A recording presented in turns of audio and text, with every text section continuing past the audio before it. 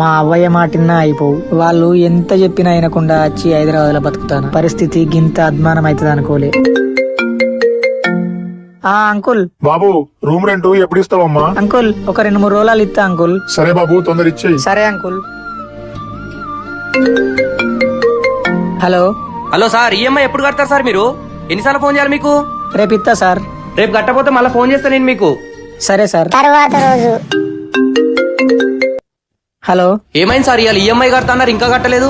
Sir ఒక గంట సేపు ఆగండి, నేను కడతా. సార్ మీరు కట్టలేదనుకో గంట లోపల మీ దగ్గర ఉంటా, ఎక్కడున్నా వదిలిపెట్టా. ఈ బతుకుడు కంటే చచ్చిపోతే ఏ బాధ ఉండదు. ఒక గంట తర్వాత నేను ఎక్కడున్నా, నేను చచ్చిపోయిన అయింది. అమ్మయ్యా, ఇప్పుడు రూమ్ రెంటు, ఈఎంఐ ఏ బాధ ఉండదు.